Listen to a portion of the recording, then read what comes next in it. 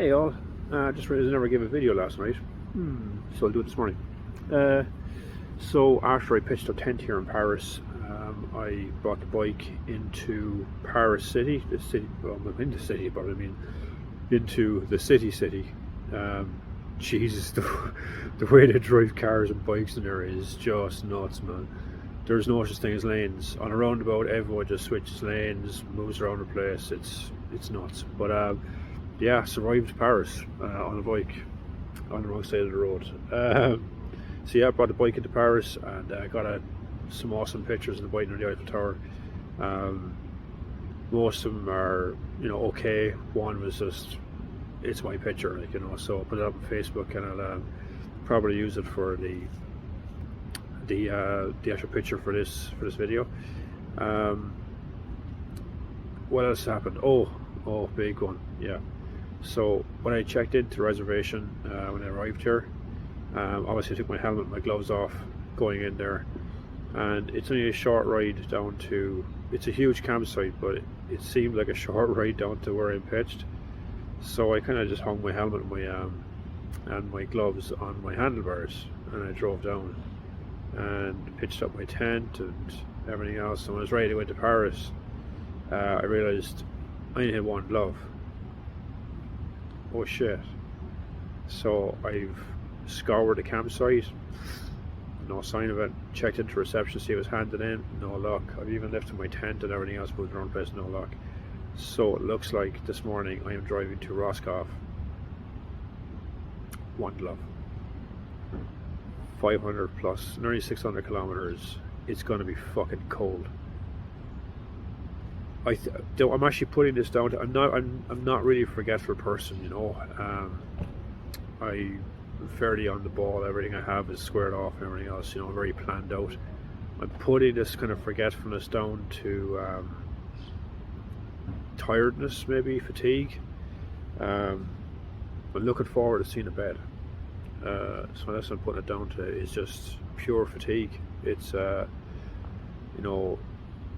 over the last 2 weeks, lack of proper sleep. I've had like 1 night's sleep or 2 nights sleep in Poland, but lack of proper sleep, I suppose, and getting under a hard shell, a roof, so I just put it down to this morning is the push to the ferry. It's 580 something kilometers, I think. Works out at about 7 hours. I want to stop off in Le Mans along the way, drive the main straight on Le Mans, and then push on to Roscoff. Basically recovering half the length of France in one day with one glove. So yeah, that's where we are. That's what I'm doing. Got to get to Roscoff by 2300. Loads of time, in theory. Would be loads of time with 2 gloves and all my gear together, but with 1 glove I may take more stops to warm up. Such is life. So yeah, that's the situation. Gotta push on. Talk to you in a while. Bye. Hey everyone. So I'm making great time out of Paris. I have just reached Le Mans, and at the moment I am looking at the coolest site that any sports fan could possibly look at. Okay, let's look at this, right? That is the Le Mans Straight, the main straight of Le Mans, and I get to drive on a motorcycle. That's pretty cool, right? Le Mans Ocean Straight.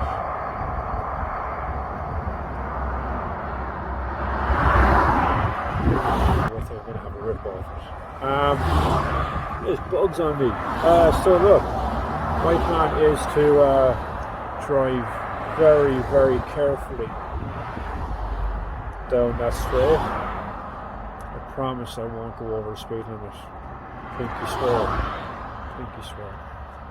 And then I'm gonna go for maybe lunch and see how we're doing time-wise. Look at the big smiley face on me. Yeah, that was class. To drive down the main straight of Le Mans and 2 of the corners, Arnage, and I think it's either Dunlop or Toyota corner, I can't remember which, but it's 2 of the corners. And as you can see in front, that's where the track actually keeps going straight into more but it goes into the rest of it, and the public road keeps going that way. But yeah, the corners back here, like proper racetrack corners. Like they have the curbing and all coloured, you know, as if it was a, you know, it is a proper racetrack, you know. But it's that was fun, man. I promise I didn't hit above 130 miles per hour. No, that was great. Smiley face on me. That's a bit of a dream come true there for me. I think, you know, just getting to actually see the track in Le Mans and drive it. For any of you who don't know, Le Mans is a 24-hour race. It was first, I think, brought in as a 24-hour race to prove that car engines could handle that much stress and reliability. And it was first run in 1923, when people were kind of going, nah, horses and carts are the way to go. So that's when it came into existence, and it's been going ever since.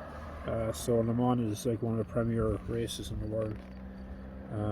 There's 3 different races on the same time, and it runs for 24 hours. So there's 3 different drivers will be in a team, and they'll change over 4 hour shifts or whatever, like, you know. But an incredible race. If you ever get a chance to watch it on TV, or if even better, if you get a chance to go here, I'd love to go here someday for the race. But yeah, what an incredible thing to be able to do is right on the main straight. Hello all. So stopped in for a quick coffee. Well, had a drink of water and a croissant, and as you can see, the weather behind me is stunning, beautiful. So to give you a bit of an update, fill the tank. I'm about 2 3/4 hours away from 2 hours 45 minutes away from Roscoff. Making great time. I wasn't finding it too difficult without gloves. It's great, don't mind it. And just in case, I went and bought a pair of work gloves in the garage. So in case I need them, I have a set of work gloves. So other than that, there's no real updates. Tank is full, 2 3/4 hours to run. Let's push on. I should be there about 6:30, 7 o'clock that way. And the check-in for the ferry is at 7:30, so that's pretty decent. There's a lot of traffic for the ferry, so I can check in at 7:30. The sailing is at 11 o'clock. How bad? I wouldn't mind getting the bike in, stowed, and sit down on my ass for a while and do absolutely nothing. That'd be great. It'll be it's a novelty actually having a seat. I know that sounds weird, but yeah, it's a novelty kind of having a seat. So got to the ferry, locked the bike down, and just go and chill out for a bit. So that's 2 3/4 hours away, so we're getting there nicely, just across the border into Brittany. So yeah, pushing on. Yeah, all how are you getting on? So last 100 kilometers to the ferry. Exactly 100 kilometers left on the continent. This is a little petrol station I found. It's a nice little station. You pay for your gas, you know, in your card or whatever. And then I went and bought a coffee, okay? Coffee machine in there, you put your money into the machine itself. It's like a vending machine, and you buy your coffee. So I said I'd have a latte. 180. This is the size of the fucking cup. It is the smallest latte I've ever seen in my entire life. It's like a baby latte. The amount of my hands are really big. Look at this, tiny. So yeah, that was the latte. The most expensive. Not bad, it's actually quite tasty. It's just I need about 5 of them to get me going. But hey, I'll enjoy my 180 latte. 100 kilometers left in the continent. Hello. Talk to you in a while. So, my update. Waiting to board the ferry. Off. There's the bus home.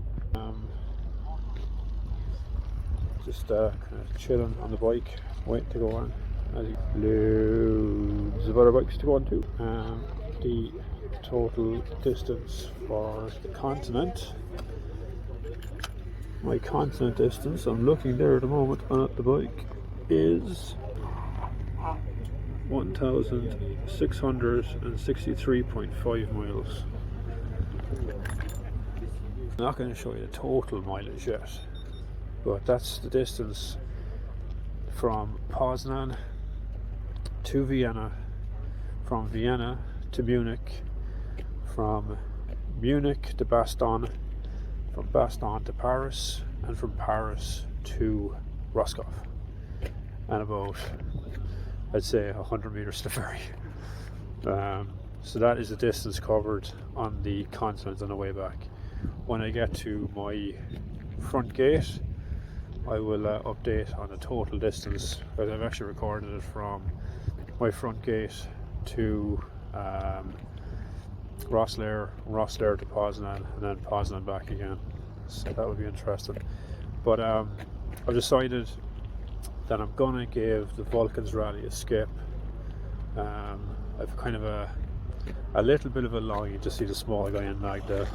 So when this ferry docks at 10 o'clock in the morning, I'm going to leave Cork Harbour and go directly to Lismore and see the small guy and Magda. So, you know, it's been a long time. In my head it is anyway, so I want to see them, and I also want to sleep in a real bed tomorrow night. So that's the plan.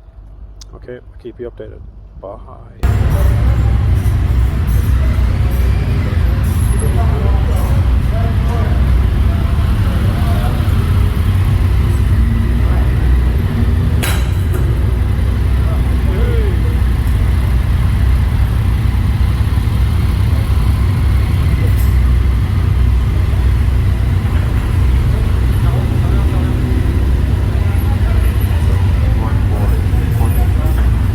Ferry from Roscoff to Cork. Loading my bike up. Drive down as a load of bikes together. Obviously, I'm kind of in the mix, and all adventure bikes. One or two vintage bikes, whatever. But we're driving down, happy out. Whoever the guy in front of me has a brand new 23 GS 1250 or 1250, and thing is still in bubble wrap, like, so hasn't a clue how to drive the fucking thing, like. So he's jumping on the brakes around, gives this guy a load of space. So he pulls out ahead of me, and this turn at the end, it's got to queue up the turn at the end, and he just bounces on the brakes. So I went, oh shit, I'm gonna hit him. So I jumped on my brakes, but in the meantime I hit a kind of a fixture on the deck, you know, for strapping bikes down. And what did I do? I dropped the bike. No damage to it. My license plate's a bit bent. Besides that, everything's fine. The bags on the back of it saved the bike, right? But the worst thing about it, and this is why I fucking hate adventure riders, okay?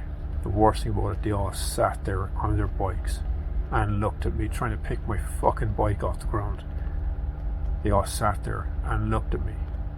When one of the crew members came over and helped me pick my bike up.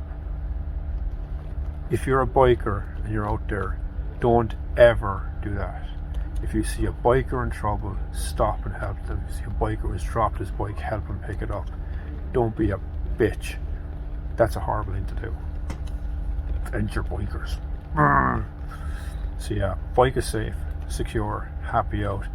My license plate is grand. It just needs the plate needs to be bent into shape again. It's fine.